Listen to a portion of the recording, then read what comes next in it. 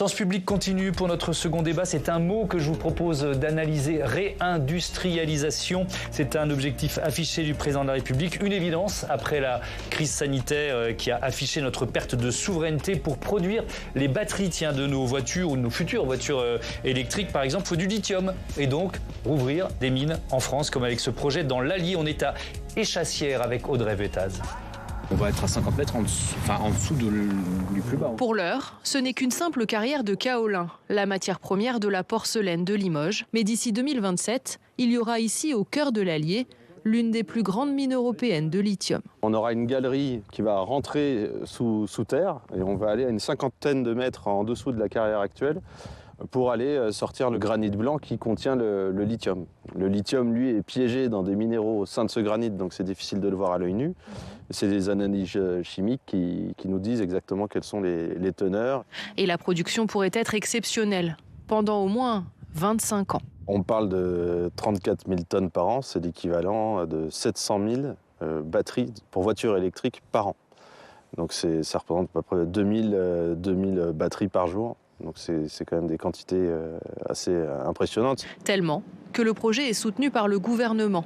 Il devrait permettre à la France et à l'Union européenne de se défaire de leur dépendance chinoise en matière de lithium pour équiper les voitures électriques, les seuls véhicules qu'il sera possible d'acheter neufs à partir de 2035. C'est une ressource qui est hyper stratégique dans la transition énergétique pour la souveraineté de la France, la souveraineté européenne, et maîtriser une filière aussi de A à Z.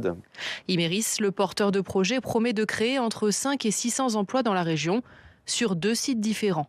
À Échassières, la commune de 400 habitants où se situera la mine, la nouvelle est accueillie chez certains avec espoir. Moi, je me dis que ça fait des nouvelles familles qui arrivent dans la région, donc ils vont faire travailler le commerce local, donc c'est bien. Pour le village et les alentours, je pense que ça va emmener des emplois et voilà. Mais en même temps, on aimerait, enfin moi personnellement, j'aimerais plus d'informations. Des inquiétudes, car Échassières a un passé minier qui a déjà laissé des traces. Alors là, on voit un vieux bidon qui a été jeté dans la mine, qui date de l'époque de la mine, de 1962. Quand ils ont arrêté la mine, ils ont tout jeté dans les trous. Ici, on sait aujourd'hui que les sols sont très chargés en plomb, entre autres, en arsenic dans l'eau. Donc c'est des lieux qui sont très très beaux, qui sont en plus classés Natura 2000, mais malheureusement qui n'ont plus de... qui sont pourris. Imerys promet d'adopter des standards pour réduire les rejets de la mine, mais il y a aussi la question de l'eau qui pose problème dans une forêt de hêtres déjà touchée par le réchauffement climatique. Ces dernières années, avec toutes les sécheresses successives qu'on a eues, les niveaux d'eau ont baissé. Et donc il y a de moins en moins d'eau en réalité. Si on fait un trou en plus de l'autre côté, ça va tout s'infiltrer, il y aura vraiment plus d'eau ici. Pour d'autres, c'est tout le projet qui pose question. On est contre le modèle de société qui rend ce besoin de lithium disponible.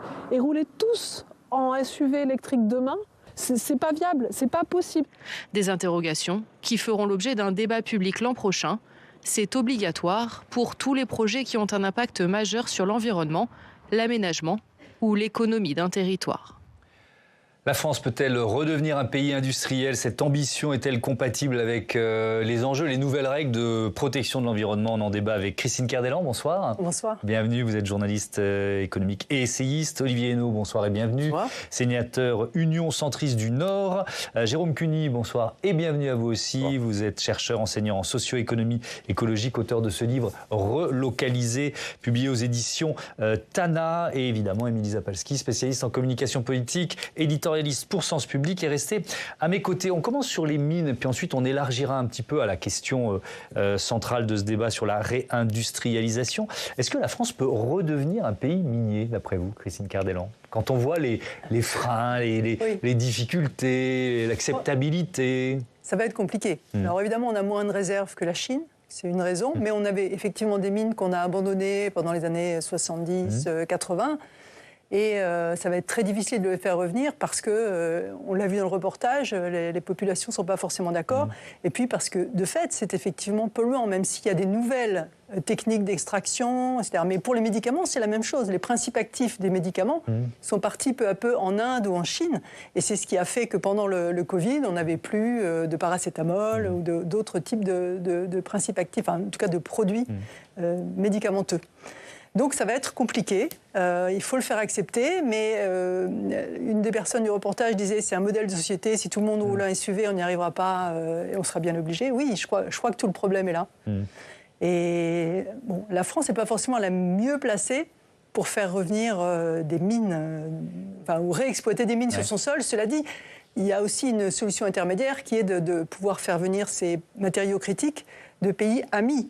Parce qu'aujourd'hui, le problème, c'est qu'ils viennent essentiellement de Chine. Voilà, qui nous fournit aujourd'hui, c'est la Chine. Et, oui. Et donc, on l'a vu pendant le Covid, quand la Chine ne fournit plus, on est un peu coincé. Et c'est pour ça que cette question de réindustrialisation, elle est forcément liée avec la question de la souveraineté économique. C'est une évidence. Rouvrir les mines, thème évocateur, évidemment, pour un département comme le vôtre, Olivier Hénaud, dans le Nord. Est-ce que vous espérez que l'inventaire du BRGM, là, le Bureau de recherche géologique et minière, permette de relancer des projets miniers dans le Nord? Pourquoi pas, on y pense par rapport à l'hydrogène. D'un certain point de vue, nous, dans les Hauts-de-France, on vit une époque incroyable, hein.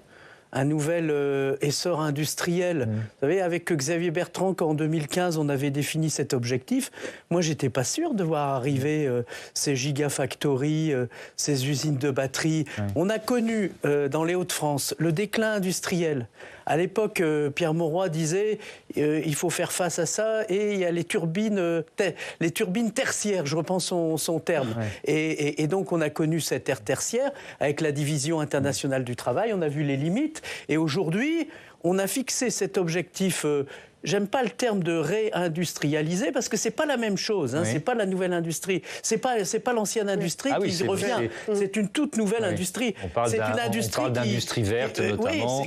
C'est la fin du moteur à explosion. Hein, Monsieur Lenoir, belge, là, qui avait inventé ce moteur à explosion il y a 150 ans. C'est la fin de ça qu'on vit. Et par rapport à ça, si on n'arrive pas à avoir une nouvelle industrie et à s'adapter, eh bien, on manquera quelque chose. Et nous, dans les Hauts-de-France, vous voyez, Dunkerque, La Sambre, 30 000 emplois qui vont se créer. On l'aurait rêvé, on n'aurait pas réalisé. Pour les gigafactories, il faut mieux avoir du lithium made in France, enfin extrait en France. Ah oui, alors après, c'est une autre question. Oui, c'est une vraie question. Déjà 30 000 emplois, les logements, Dunkerque. Nous, on a géré le déclin et maintenant, on gère un nouvel essor. C'est quand même mieux. Hein, voilà.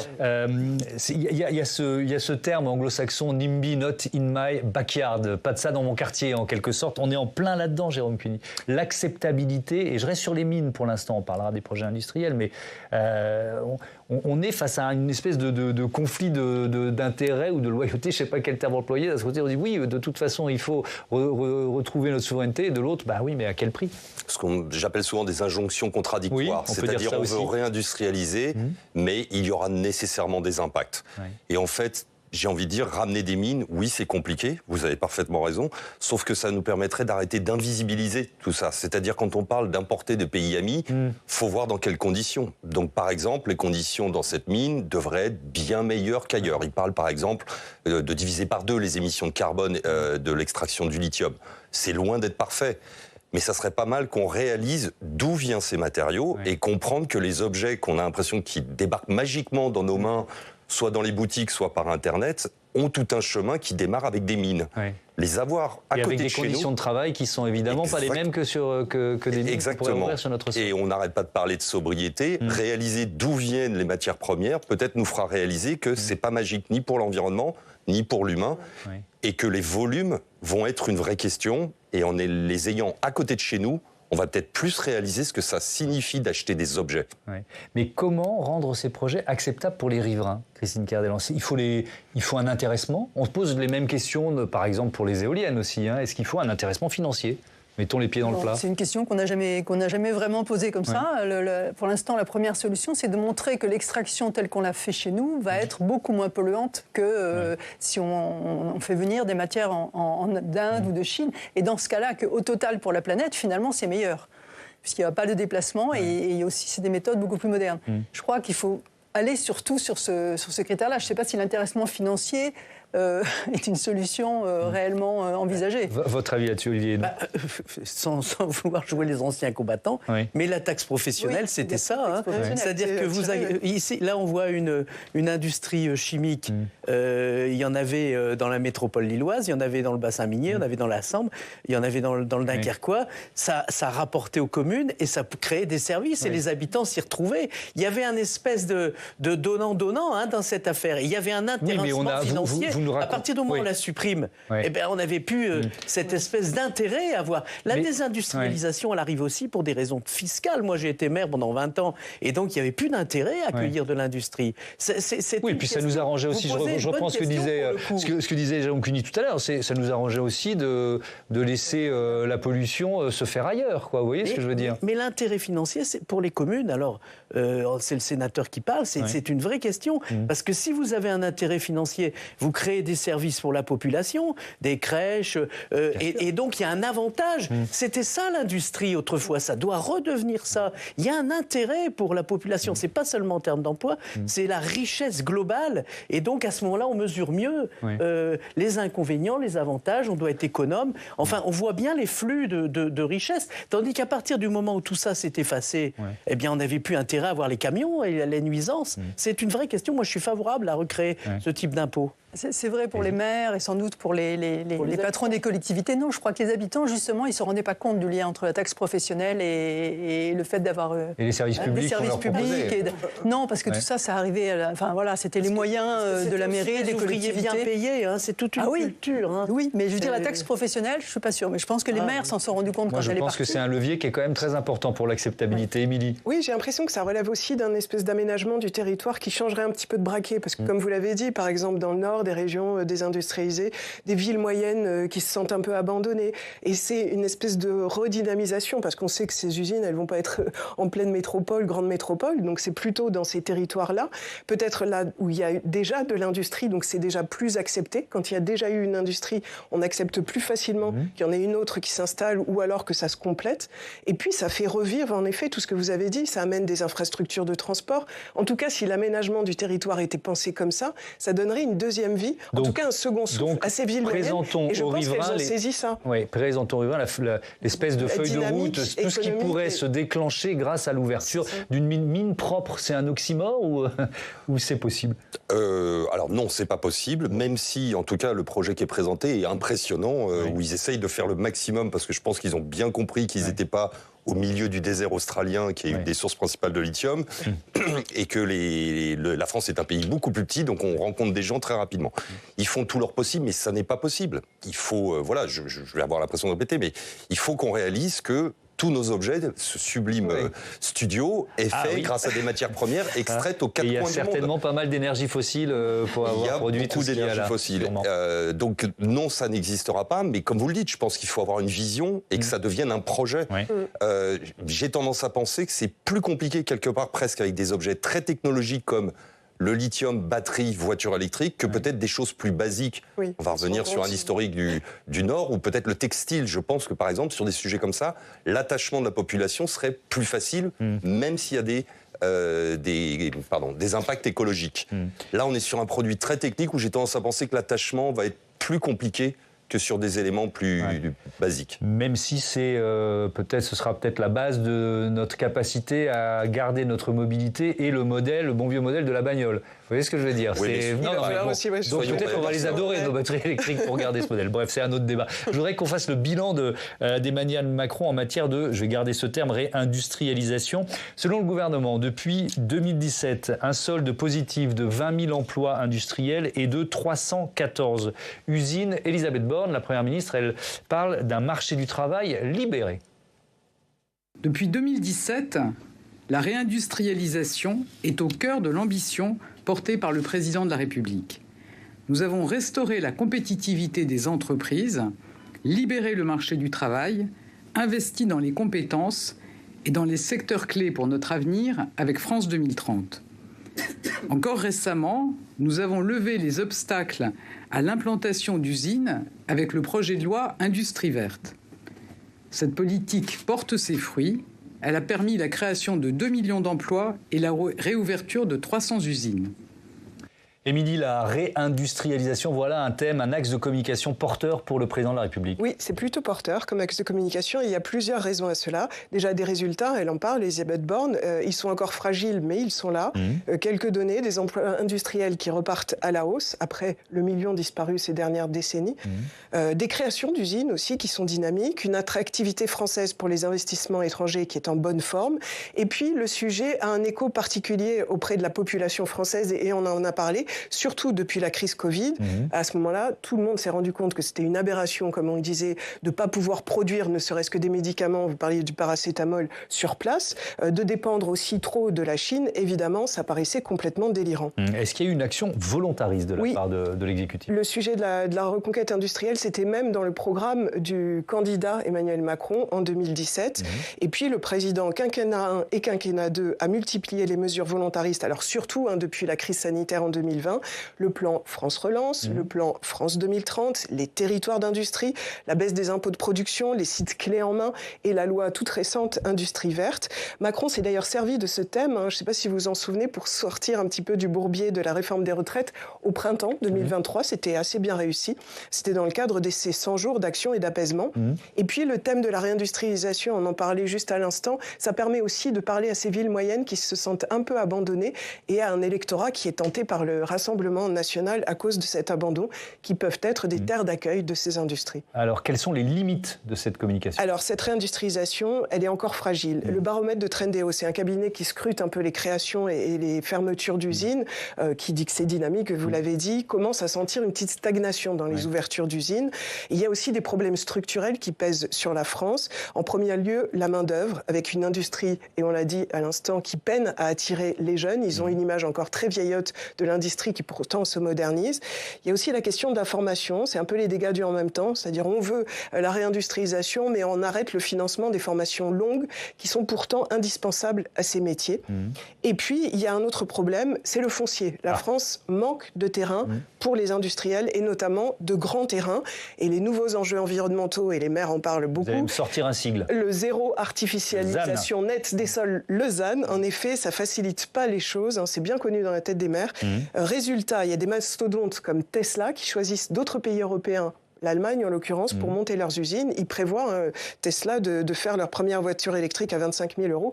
En Allemagne et pas chez nous, malgré tout ce que Macron a essayé de faire. Le taux de chômage aussi est reparti un petit peu à la hausse. Et je ne suis pas sûre que le grand « réveillez-vous » qu'a crié Emmanuel Macron auprès des chefs d'entreprise à l'Élysée en novembre, il n'y a pas très longtemps, puisse un peu changer la donne. Il semble que ça soit plutôt le reflet d'un président qui commence à réaliser que l'un de ses thèmes porteurs pourrait lui échapper parce que la situation est encore assez fragile. Alors, ça ouvre, merci beaucoup Émilie, beaucoup de thèmes. On reviendra longuement sur le zéro artificialisation nette. On évoquera aussi les problèmes, les questions d'attractivité, d'image de l'industrie et donc de recrutement. Mais je démarre avec vous, Christine Cardellan, sur ces derniers chiffres de Trendéo, l'Observatoire de l'emploi et de l'investissement. L'année 2023, elle est quasi finie. Elle sera quoi ? Elle sera mauvaise ? Elle sera beaucoup moins bonne que les précédentes ? Qu'est-ce qu'on peut en dire ? Elle sera moins bonne que les précédentes. Elle sera encore bonne. Je crois qu'il va y avoir un écart de 20 entre le nombre d'usines fermées et le nombre d'usines ouvertes. Donc on est beaucoup moins que ce qu'on a eu sur les 6 dernières années. Je voudrais préciser peut-être quand même, pour rendre à César ce qui appartient à César, que ce bon contexte, contexte sympathique pour les entreprises, il a certes été accentué par Emmanuel Macron, mais il avait commencé par le fameux virage de l'offre de François Hollande en 2014. C'est lui qui a commencé à faire un pacte de responsabilité avec les entreprises pour essayer, en leur baissant les charges, de les convaincre d'embaucher. Compétitivité emploi. Et effectivement, c'est depuis 2014 qu'on a ce contexte porteur qui a permis toutes ces ouvertures d'usines. Olivier Hénault, quel bilan faites-vous de l'action d'Emmanuel Macron en matière d'investissement industriel ? Nous, encore une fois, on a eu le déclin industriel à gérer pendant des années, avec les friches notamment. Donc aujourd'hui, il y a un rebond industriel, il y a un renouveau industriel. Et donc, on ne fait pas... Et l'État a joué sa part, quoi. C'est une réalité, l'État a géré sa part. Et d'ailleurs, c'est tellement vrai qu'on arrive à la question du ZAN. Alors, on y viendra après, le ZAN. On a 3000 hectares. Je vous poserai la question plus tard. Arrêtez. Là, je suis sur le bilan d'Emmanuel Macron. Disponible, quoi. C'est ça la question. Je vous poserai la question sur les friches, mais le bilan d'Emmanuel Macron, quelle part du volontarisme ? C'est intéressant parce qu'il y a aussi ce que la région a fait, vous nous avez cité Xavier Bertrand. Ça n'est possible, ce qui se passe dans la région depuis des années, que si et l'État et la région et les élus tirent dans le même sens. C'est ce qui s'est passé ? Ah bah naturellement, hein, quand on accueille un projet de cette ampleur, il y a le rôle de l'impulsion de l'État, il y a le rôle du gouvernement, il y a le préfet, il y a la région et il y a la collectivité territoriale. Est-ce qu'on rajoute l'Europe ? Est-ce qu'on rajoute l'Europe ? L'Europe, elle participe au financement. C'est pas rien. C'est pas rien. Mais l'Europe, c'est toujours un acteur qui se fait discret au fond. Hein, mais c'est dommage. C'est dommage. Dans un pays où on est toujours très critique contre l'Europe. Vous voyez, moi, je suis comment dire, j'ai milité en faveur de l'Europe, etc. Je milite toujours, mais vous voyez, même moi, j'y pense pas spontanément. Pourtant, c'est très français. Je crois à l'idéal européen, mais c'est très français. Mais c'est-à-dire, il se fait discret, on le voit pas. Hein, mais dans le financement de ce genre de grands projets, il est présent naturellement. Hein. Jérôme Cuny, on parle d'un tassement là.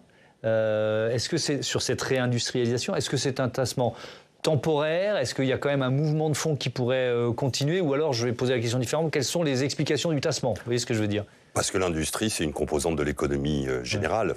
Et que le champion industriel européen, l'Allemagne, est en récession. La France en sort presque bien. Combien de temps croisons les doigts. Et l'industrie suit la même dynamique. Et c'est dommage parce qu'il y avait une dynamique avec un solde positif qui, on voit baisser chaque année malheureusement. Parce qu'il y a quand même des disparitions, il ne faut jamais oublier, c'est un solde net dont on parle. Oui, c'est plus 314, mais il y a eu évidemment des fermetures d'usines. Et donc ça suit la même dynamique et ça pose la question, moi, du ciblage. Je pense qu'il y a deux sujets très importants. Le ciblage pour ne pas perdre complètement cette dynamique, être beaucoup plus ciblé, et le rôle des collectivités territoriales, où je pense qu'on ne leur laisse pas encore assez la main, en fait. Elles l'ont pas mal, mais on s'aperçoit dans les études qu'elles jouent un rôle énorme pour l'implantation, l'attractivité. Elles connaissent leur territoire. Et on leur laisse pas assez de rôle. Et l'État, parfois, garde peut-être un peu trop la main sur certains projets. Émilie ? Il me semble sur l'Europe qu'il y a quand même cette question, je le disais à l'instant, il y a une concurrence finalement entre les pays européens, donc ce qui est quand même assez dramatique. Parce qu'on pourrait se dire, comme on a eu Airbus, qu'on pourrait mettre nos forces ensemble selon les secteurs et décider qu'il y a un meneur pour tel secteur ou quoi. Et on n'arrive pas parce qu'on n'a l'industrie verte européenne. On n'a pas de stratégie réellement européenne et du coup on se fait concurrence qui est quand même assez catastrophique dans la logique des choses. On pourrait voir émerger, il y a des projets d'intérêt nationaux qui commencent à émerger, donc on focalise toutes nos forces comme les piles à combustible ou quoi, mais ça reste encore assez discret et en effet je trouve que l'Europe est assez discrète, y compris en termes de protectionnisme, à l'image de ce que font les États-Unis pour protéger un peu notre économie. Il y a ça aussi. Il y a une tentative d'ailleurs aujourd'hui même, puisque deux dirigeants européens, Ursula von der Leyen et Charles Michel, sont à Pékin. Christine Kerdelan, ils négocient. Avec quel résultat, on verra bien, mais en tout cas, ils essayent d'obtenir un rééquilibrage des échanges avec la Chine. Comment vous l'analysez, ça? Est-ce que l'Europe commence à sortir de sa naïveté ou peut-être même sortir d'un dogme de libre-échange mondial qui expliquait sa capacité à laisser les portes grandes ouvertes? Oui. L'Europe a été naïve, c'est clair, puisque maintenant on se rend compte qu'elle l'est beaucoup moins. Mais le mot politique industrielle, par exemple, la France l'employait et on était stigmatisés pour l'employer, mais en même temps, l'Allemagne a toujours fait une politique industrielle. Les États-Unis, l'IRA, c'est une énorme politique industrielle. Donc c'est l'Inflation Reduction Act, qui en fait est un aspirateur à projet. C'est à la fois des subventions pour les projets, c'est utiliser le prix de l'énergie qui est beaucoup moins cher, et puis protéger les frontières américaines en disant si vous fabriquez une voiture ici, vous aurez 7 500 € les gens auront 7 500 € de moins à payer sur le prix de la voiture. Ça, l'Europe sait faire. Donc ça justement, l'Europe sait pas faire. Voilà. Donc la Chine, elle l'a fait sans le dire, mais de manière énorme. Le protectionnisme chinois. Regardez, même les Google, les Amazon, etc. n'ont pas réussi à s'introduire en Chine. C'est dire à quel point les frontières étaient nettes. Les États-Unis l'ont fait.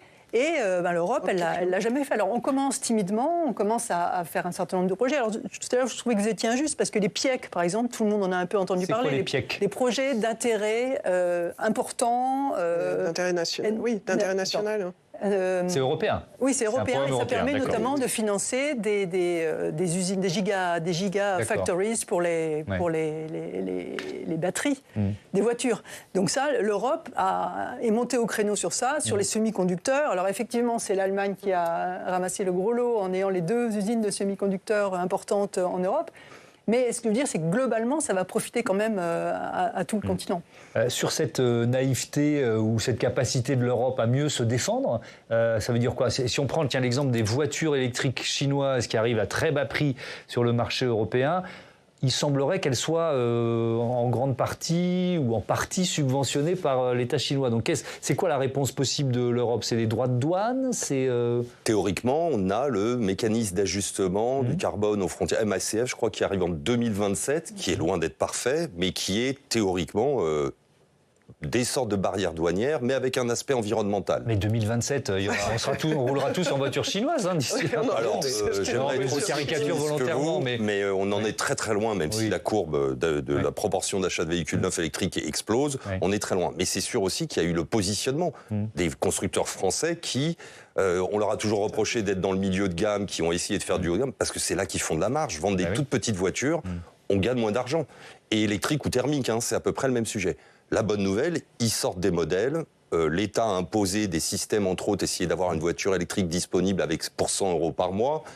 Tout ça devrait aider, on l'espère, mais il n'y a pas de condition sur ce système, par exemple, de mensualisation, il n'y a pas de condition sur la provenance de la voiture. Donc ça pose des questions. Mais c'est vrai qu'on a été plus royaliste que le roi. C'est-à-dire qu'on a ouvert toutes les barrières, alors que les grands autres pôles du monde ont fait tout ce qu'ils souhaitaient. J'ai l'espoir que ce mécanisme de contrôle de carbone aux frontières va aider. Mais il est sûrement trop léger, sûrement, c'est sûr. Donc ça rendrait plus cher tous les projets carbonés, importés et carbonés. Qui produit encore beaucoup son électricité avec du charbon. Olivier Henno, que peut faire l'Europe là pour... on est dans ce contexte de réindustrialisation, on est en train de dire que ça s'essouffle un petit peu. C'est quoi? C'est effectivement sortir de la naïveté, des droits de douane, protectionnisme? C'est quoi la solution? Je ne pense pas que l'Europe a été naïve, elle a été dogmatique. Je pense que pour connaître un peu la direction de la concurrence européenne, qui est la compétence, a été axée sur une question, c'est le moindre prix pour le consommateur.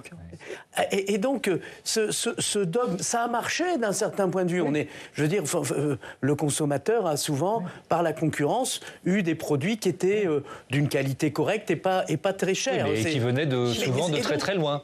C'était aussi la mondialisation qui le permettait. C'est pas de la naïveté, c'était un choix. Quand vous allez à Bruxelles, à la direction, pour avoir commis un rapport sur ce sujet, la direction de la concurrence européenne, elle est tournée sur cette question. Donc elle est le moindre prix pour le consommateur. Ultralibéral, libre-échange absolu, quoi. Quand même, oui, elle est sous cette influence-là. Donc il faut faire ce retournement et afficher un autre choix stratégique. La question, elle est là. C'est aussi une des questions. Il ne faut pas s'étonner. C'est le choix stratégique, une politique industrielle, préserver nos intérêts. Il faut faire ce retournement stratégique et afficher cet objectif. Et c'est un retournement par rapport à la direction de la concurrence qui est encore, y compris les dirigeants européens, sur cette concurrence interne à l'Europe plutôt que se protéger par rapport à un environnement international qui a changé. Et la fin du multilatéralisme qui est quand même un peu devant nous. Et puis, elle a quand même un peu évolué l'Europe parce que les champions européens qu'on ne pouvait pas créer, les mariages entre Alstom, Siemens, etc. On ne pouvait pas créer de champions européens parce que cette direction de la concurrence, parce que l'Europe voulait empêcher, dans l'intérêt du consommateur, qu'on fusionne des gens qui... Plutôt que de créer des géants pour concurrencer les Américains ou les Chinois, on les empêchait de se faire. On a nos géants, on n'avait pas de géants pour concurrencer les autres, effectivement. Et ça a évolué. Je crois que c'est Thierry Breton et un certain nombre d'autres ont quand même agi pour... Alors, un chiffre, c'est la part de l'industrie dans le produit intérieur brut français. En 1970, on était à 20%. Donc, si je schématise un peu, 20% de la richesse française venait de l'industrie. 2022, 9,5%. Et l'objectif affiché par le gouvernement, c'est 15%. Sauf que Bruno Le Maire, quand il annonce ce chiffre, il ne précise pas à quelle échéance, Jérôme Cuny. Bon, il y a l'ambition affichée, mais il y a la question de la vision. Est-ce que, d'après vous, il y a une vision associée à cette ambition, et si oui, laquelle ? On le voit par les multiples contraintes qui viennent, parce qu'on prend l'angle de l'industrie, mais on est sur une problématique systémique de l'économie en général, de notre consommation. Et en fait, c'est ce qui, je trouve, manque un petit peu dans la composante industrielle, mais dans France 2030 en général. C'est-à-dire qu'on a un peu une liste d'axes de développement technologique et technique qui sont très enthousiasmants. Mais France 2030, c'est quoi? Un grand plan d'investissement? Voilà, c'est la vision en 10 points de développement de la France, mais qui a trop un aspect technique, et je pense qu'il manque toute cette vision politique. Mais ça serait quoi? Ça veut dire quoi, une vision politique sur la matière? C'est quel secteur on privilégie? Pour produire quoi? Produire quoi? C'est aussi simple que ça. La question, pour moi, n'a été posée nulle part. C'est-à-dire, produit technique, la voiture électrique, c'est attractif, c'est visible, on va pouvoir peut-être en exporter. J'ai envie de dire, et entre autres, ça rejoint à nouveau la question du Nord, moi, j'entends parler nulle part de textile. On l'importe à 95% en France. Peut-être ça serait quelque chose de plus basique, peut-être moins sexy, si je peux me le permettre, mais qui est absolument indispensable, mais alors, moins technique, moins polluant. Mais pardon, on revient à la question du prix. Enfin, vous nous avez dit, finalement, le dogme européen, c'était les produits les moins chers possibles pour les consommateurs. On a donc aussi notre part de responsabilité dans la désindustrialisation, disons-le. Donc, tout à fait. OK, on réindustrialise le textile. Ça veut dire que les vêtements vont forcément coûter plus cher. Bien sûr, mais c'est changer notre relation aux objets. Oui, non, mais je suis d'accord, c'est un autre modèle. Maintenant qu'on réalise que fabriquer, produire, consommer a un impact sur l'environnement à toutes les échelles, du changement climatique à l'usage de l'eau, il faut peut-être qu'on réalise que vendre au volume n'est plus le modèle. Mais en pleine période d'inflation, c'est un discours qui est peut-être un peu plus difficile politiquement à porter. Émilie. Moi, je trouve que l'Europe, quand même, se réveille, tant mieux. Un peu tardivement, il me semble, mais il ne faudrait pas louper non plus les coches. Il y a cette histoire de savoir vraiment ce qu'on va produire en France, décider ou quoi est-ce qu'on produit en Europe, mais il y a aussi la question de l'énergie. Et moi, j'ai l'impression qu'on prend du retard, parce qu'on voit bien que les États-Unis s'organisent, on voit bien qu'il y en a, on sait qu'il vaut mieux que les usines produisent et consomment leur énergie sur place. Il y a même les fameux small SMR, là, les petits réacteurs nucléaires qui commencent à poindre en Chine, aux États-Unis, parce que c'est une solution justement et ça permet de baisser le coût de l'énergie. Il y a cette question-là et la question du social. Parce que je pense qu'aux États-Unis, ils sont très vigilants à faire attention, parce qu'on l'a dit, il y a pas peu d'attractivité pour ces métiers. Pour changer la donne, nous, on a des métiers, des emplois qui ne sont pas pourvus en industrie. On risque d'être un peu à court de production à cause de ça. Les États-Unis et certains autres pays ont compris le truc avant nous et se sont dit, il va falloir mettre des conditions, des salaires, des choses beaucoup plus importantes. Il ne faudrait pas qu'on loupe un deuxième coche maintenant qu'on est prêt sur ces aspects-là. Et moi, il me semble qu'on est parti, c'est ça qui est étonnant, c'est qu'on est parti un peu en retard sur l'industrie, mais par contre, on est parti très tôt, ce qui est bien dans l'absolu sur la décarbonation et sur tous ces enjeux-là, mais ça nous met aussi en difficulté parce que ça coûte plus cher de produire propre. Donc voilà, c'est vrai qu'on manque un peu de stratégie en se disant, qu'est-ce qu'on fait en premier, qu'est-ce qu'on fait ensuite, et comment on fait en parallèle. Mais bon, le constat, j'aurais quand même que, pour une fois qu'on a des nouvelles correctes, le constat est quand même positif, on est quand même en train de réindustrialiser, ne l'oublions pas. Il a fallu une crise Covid quand même. Oui, d'accord, mais bon, c'est quand même pas mal. Autre chose de positif. France 2030, je trouve qu'il y a quand même une vision assez claire parce que c'est lié justement à l'énergie, comme vous le disiez. C'est la filière hydrogène, c'est la voiture électrique propre, c'est justement les small SMR, c'est les petits réacteurs nucléaires qu'on peut mettre un peu partout. On crée l'usine, on a le réacteur nucléaire à côté qui produit l'électricité pour l'usine. Mais pourquoi faire ? Pourquoi faire ? Pour quel produit ? L'avion à hydrogène, je suis désolé, tout le monde sait que ça n'a pas d'avenir. Tout le monde dans le secteur sait qu'on n'aura pas 35 millions. Airbus, ils ne vont pas être contents de nous entendre ça. Il n'y aura pas 35 millions de voitures électriques. Il faut être honnête avec les Français. Il y a 35 millions de voitures thermiques, il n'y en aura pas. C'est écrit dans le secrétariat à la planification écologique, indique eux-mêmes, la France aura besoin de 5% du lithium mondial après 2030. Nous sommes 0,8% de la population mondiale. Il va falloir faire des choix. Ça en fait des mines à ouvrir. Bon, alors, il y a un mot, ce qui est intéressant dans ce débat, c'est qu'il y a toutes les contradictions potentielles de, effectivement, la transformation, la transition écologique, la transformation environnementale. Et on va choisir ce cycle dont vous nous parliez tout à l'heure pour nous montrer les fameux ZAN. Et c'est Tam Tranui qui va tout de suite venir nous en parler. Elle doit être juste derrière le rideau magique de Sens Public. Rebonsoir.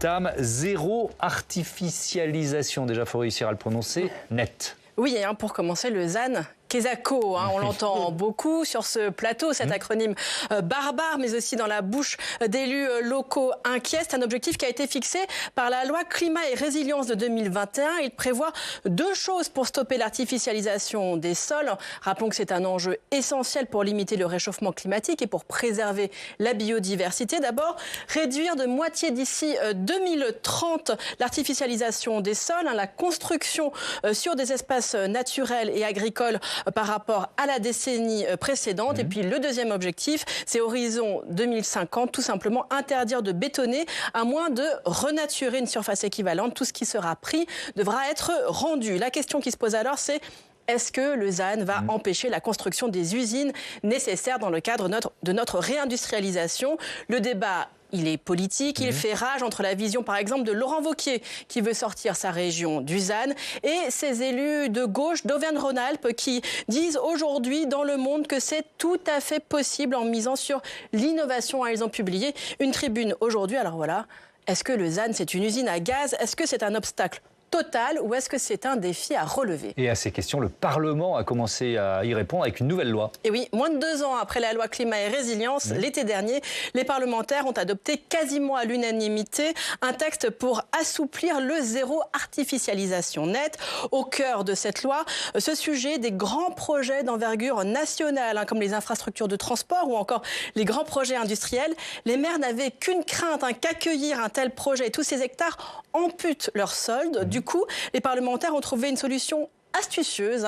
Ces hectares vont être comptés à part. Ils seront déduits de l'enveloppe globale nationale de ZAN et répartis entre les régions. Car oui, Thomas, les parlementaires ne sont pas des ZAN battés. Bonne blague. Cela n'a pas fait taire toutes les inquiétudes, loin de là. Et oui, est-ce que ça sera suffisant? Quand on a ce genre d'inquiétude en France, vous savez, on fait une loi, on en a même fait 2, puis on peut aussi commander un rapport. Le rapport sur le ZAN, il a été remis juste après cette loi par le préfet Roland Mouchel-Blaiseau au mois d'août dernier.